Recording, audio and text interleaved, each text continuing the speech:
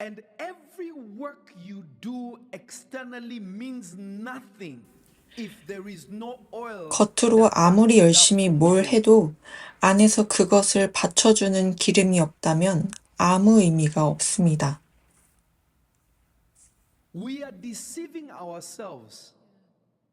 우리는 속사람이 아니라 겉사람을 일하는 것으로 스스로를 속이고 있습니다.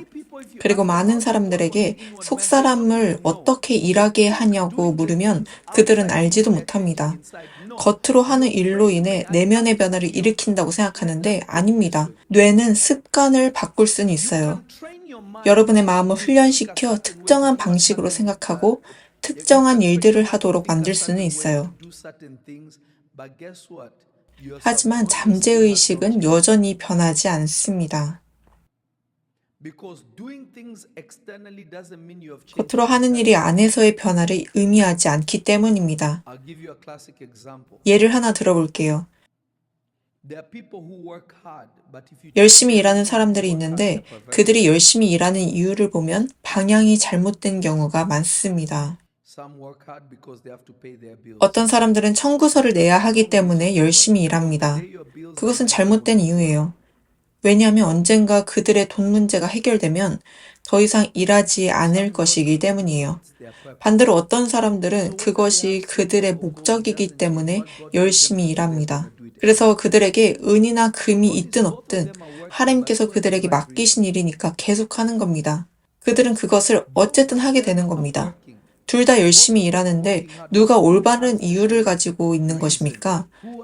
둘 다 열심히 일하고 있지만 누가 올바른 이유와 올바른 마음가짐을 가지고 있는 것입니까?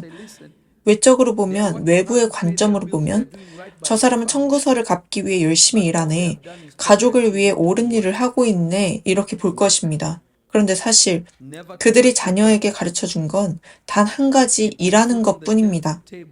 결코 목적을 따라 사는 법을 가르치지 않은 겁니다. 식탁에 음식은 올려놨지만 진짜 중요한 목적은 잃어버린 거예요. 요즘 사람들이 관심 갖는 건 누가 누구의 파티에 갔는지, 누가 어디에 있었는지, 누가 누구와 함께 있었는지입니다. 그들을 보세요. 다 겉으로 보이는 것뿐이죠. 하지만 사실 우리는 세상에 있는 사람들에게 보내심을 받은 존재예요.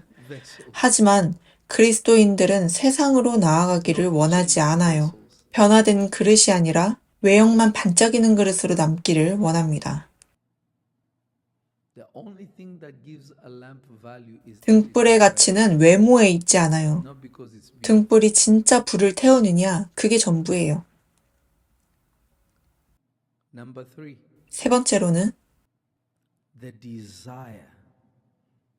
주님의 얼굴을 보고자 하는 갈망, 그분의 임재를 사모하는 마음, 그분의 얼굴을 찾는 열망이 다 사라졌다는 거예요. 이제는 그냥 규칙 지키는 삶만 남은 거죠. 오늘도 규칙, 내일도 규칙, 여기서도 규칙, 저기서도 규칙, 너를 위한 규칙, 나를 위한 규칙, 그것이 전부입니다. 규칙, 규칙, 규칙. 그러다 보니 정작 예수님을 사랑하고 그분을 따르려는 열망은 완전히 사라져 버렸습니다.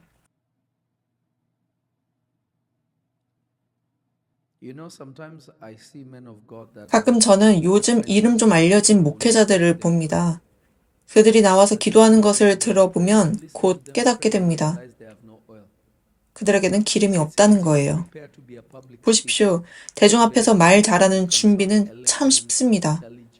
언변가처럼 말할 수 있고 지적으로 들릴 수도 있습니다. 그러나 영적인 기름, 그들에게는 이 기름이 없다는 것을 알게 됩니다. 제가 제 매형과 대화를 나누고 있었습니다. 그가 제게 그 사람 알지? 제가 대답했습니다. 응, 나도 알던 사람이야.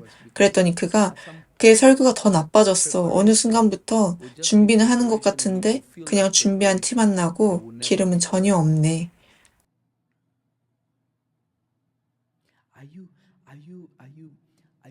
여러분은 예수님을 사슴이 물을 찾듯이 간절히 찾고 계신가요? 저희 집엔 사슴들이 와요. 이 집뿐만 아니라 다른 집에도 자주 나타납니다. 늘 보게 되죠.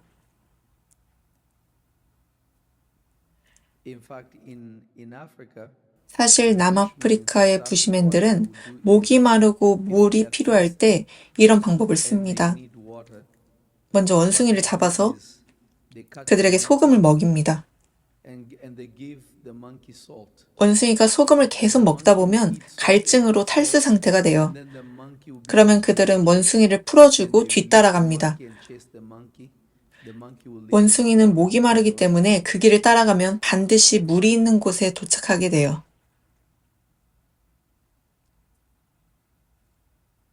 What is your desire for the world? 여러분은 생명의 물을 얼마나 원하고 계십니까?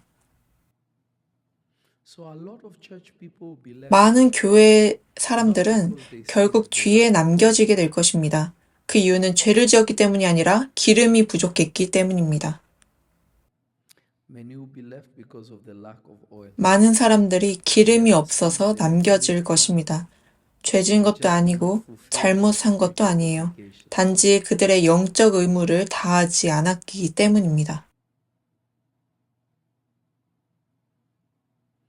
Are you desiring?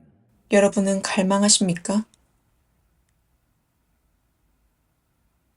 Are you desiring 여러분은 주님을 뵙기를 갈망하십니까? to see him?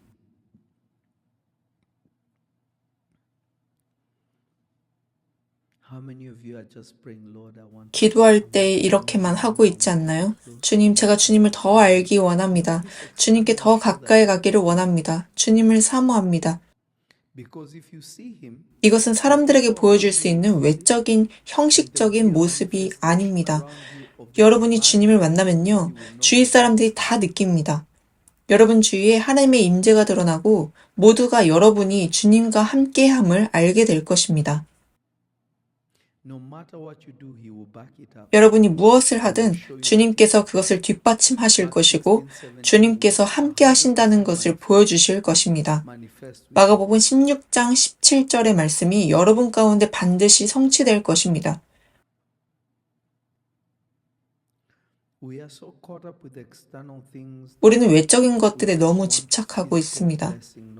그래서 우리는 영적인 축복이 아니라 물질적 축복만을 원합니다. 우리는 돌파를 원하고 열린 문을 원하지만 하나님께 더 가까이 나아가게 하는 영적인 문, 영적인 돌파를 원하는 사람은 거의 없습니다. 많은 사람들이 많은 헌금을 드리며 돌파를 받으려고 하지만 정작 자기 자신의 생명을 내어드려서 영적인 돌파를 얻으려 하지 않습니다.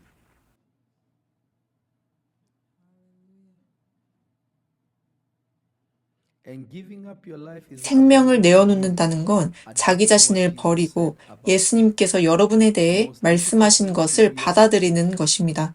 가장 어려운 일이지만 동시에 가장 단순합니다.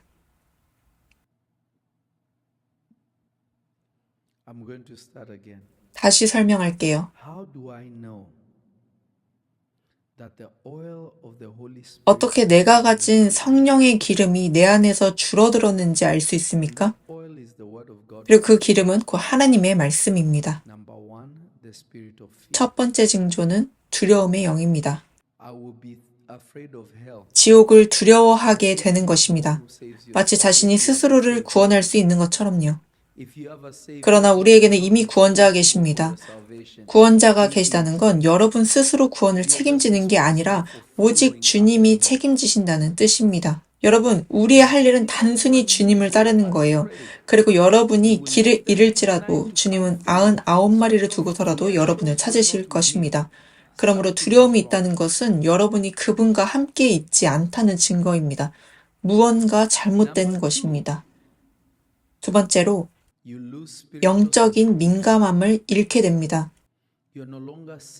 성령의 움직임에 더 이상 민감하지 않고 성령의 갈망에도 민감하지 않습니다. 그게 바로 기름이 말라버렸다는 신호예요. 세 번째로, 주님의 임재와 주님의 얼굴을 향한 사모함, 그분과 함께하고자 하는 갈망이 사라집니다.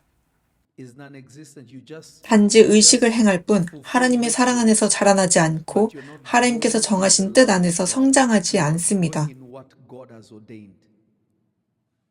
All you think is you're building a relationship. 여러분은 단지 순종의 행위로 관계를 쌓아간다고 생각합니다. 그러나 탕자의 비유를 보십시오. 불순종했던 아들이 오히려 아버지께 더 가까이 갔고 순종했던 아들은 오히려 아버지와 멀어졌잖아요. 우리는 기독교를 거꾸로 이해하고 있습니다. 우리는 알지 못합니다. 우리는 우리의 실수를 통해 하나님이 누구신지를 발견합니다. 사실 하나님은 우리가 완벽하려고 애쓸 때가 아니라 하나님은 우리가 무너질 때까지 기다리십니다. 네 번째, 여러분의 기도 생활이 공허해집니다. 제가 말하는 것은 여러분이 기도 생활을 전혀 하지 않는다는 뜻이 아닙니다. 기도 생활이 공허해진다는 것입니다. 기도 자체가 텅 비어 있다는 겁니다. 여러분이 왜 기도하는지, 기도 안에 무엇이 채워져 있는지를 보면 다 헛된 것들이에요. 여러분은 바리새인과 같아집니다. 아버지여, 나는 다른 사람들과 같지 않음에 감사합니다.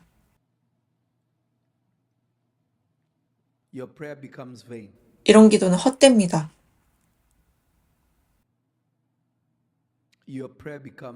여러분의 기도는 헛됩니다. 여러분이 생각하는 것은 내가 어떤 차를 탈 수 있을까? 어떤 집을 가질 수 있을까? 누구와 결혼할 수 있을까? 내 삶에 있으면 안 되는 사람이 누구인가 하며 제 인생에서 잘못된 사람들 모두 없애달라고 기도합니다. 제 삶에서 주님을 보는 걸 방해하는 모든 것을 제하여달라고 기도합니다. 여러분은 지금 단지 미워하는 자들과 내 삶에서 잘못된 사람만 신경 쓰고 있는 거잖아요. 아버지여, 저들의 존재를 모두 제거해 주옵소서. 그러나 현실은 이런 여러분의 기도는 공허하고 헛된 것입니다. 우리 삶 속에 잘못된 사람들 필요합니다. 다시 한번 말합니다. 잘못된 사람들도 필요해요. 왜냐하면 그게 우리를 하나님 안에서 더 단단하게 세우기 때문입니다. 배신은 매우 중요합니다. 거짓된 비방은 성도로서의 성장하는 데 반드시 필요해요. 그리고 핍박도요. 그것 없이는 진짜 신앙이 자랄 수 없어요.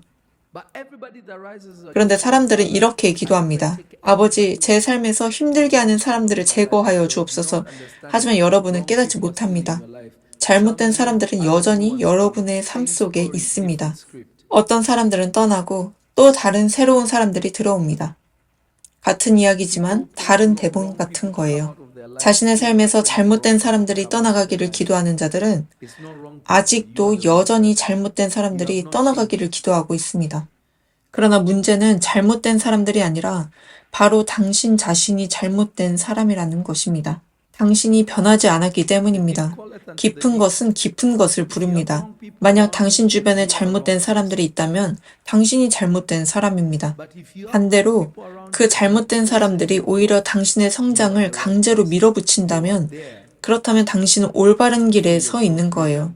그들은 당신의 성장을 위해 존재했던 것입니다. 기억하십시오. 모든 것은 합력하여 선을 이룹니다. 그러니까 미워하는 자들, 악한 자들, 심지어 당신의 삶 속에 있는 마술사나 무당들이라 할지라도 당신이 무엇이라 부르든 간에 그것은 당신의 유익을 위한 것이지 파멸을 위한 것이 아닙니다. 그것은 당신을 성장시키기 위한 것입니다.